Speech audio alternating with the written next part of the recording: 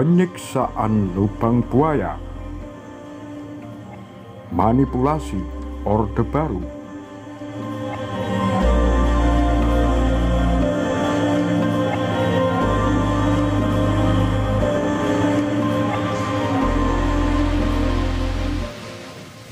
Apakah para jenderal disiksa seperti di dalam film G30S?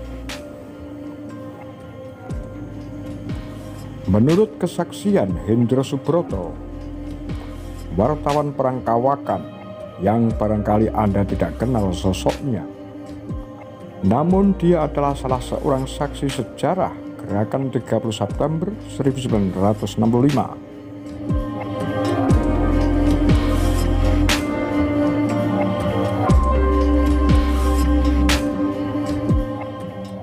Dalam wawancara di majalah Tempo edisi 11 Maret 2001, Hendro mengaku salah satu mosaik pengalaman yang tak terlupakan baginya adalah mengabadikan pengangkatan jenazah 6 jenderal dan seorang kapten pahlawan revolusi dari Lubang Buaya pada 4 Oktober 1965. Kala itu dia bertugas sebagai juru kamera TVRI.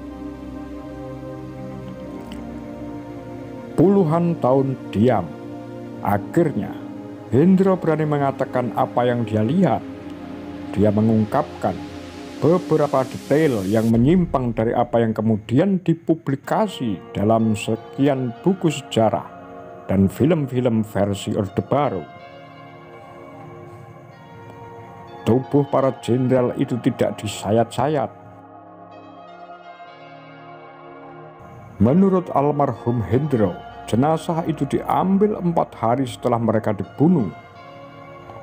Jarak antara dia dan jenazah hanya sekitar 3-4 meter. Sempat tak kuat mencium aroma busuk jenazah.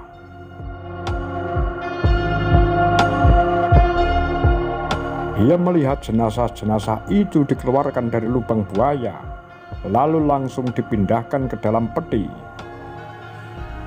Selama sekitar 3 menit, ia merekam semua peristiwa itu. Dari jarak itu, dia tidak melihat adanya bekas-bekas penyiksaan.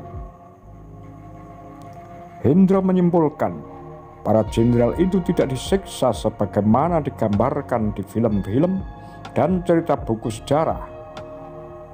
Ia hanya melihat luka tembak, tidak ada bekas luka aniaya atau disayat-sayat.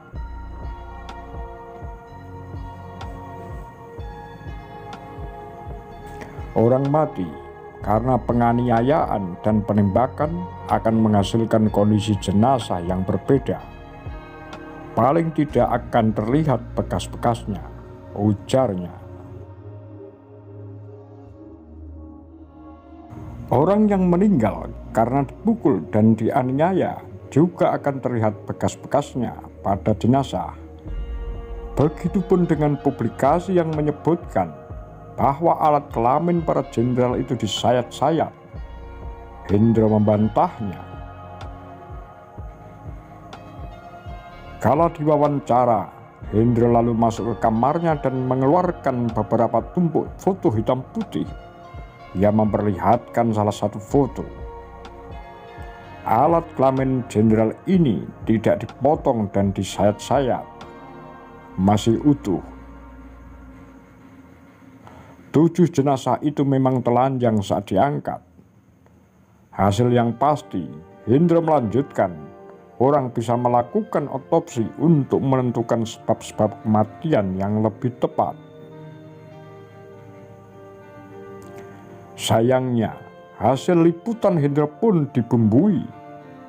Liputan itu disiarkan TVRI selama 3 hari berturut-turut, disertai narasi yang mengungkapkan betapa keji cara PKI membunuh mereka. Pembunuhan berlangsung ketika pesta Gerwani.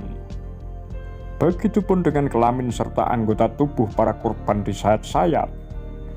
Liputan itu membakar amarah rakyat yang kemudian menjadi dalih pembantaian dan persekusi puluhan tahun kepada orang-orang PKI serta mereka yang dituduh komunis. Film pengkhianatan G30S PKI yang dibuat pada tahun 1984 tak jauh beda dengan laporan tersebut. Sinema ini kemudian wajib diputar dan ditonton di televisi tiap 30 September sepanjang pemerintahan Orde Baru. Film ini menjadi upaya pembelokan sejarah demi kekuasaan dan hegemoni massal melalui media. Peristiwa pembunuhan para jenderal dan petinggi Angkatan Darat secara sadis dan tidak berperkemanusiaan direkam dalam film pengkhianatan G30S PKI. Runtuhnya pemerintahan rezim Soeharto membuat banyak pihak mempertanyakan kebenaran sejarah, termasuk yang digambarkan dalam film ini. Lantaran dianggap sebagai propaganda Orde Baru, Yunus Yosfiah, Menteri Penerangan pada era 1998, kemudian melarang pemutarannya. Apa tanggapan Anda? Demikian Kura-Kura Takar Rambi Sundel.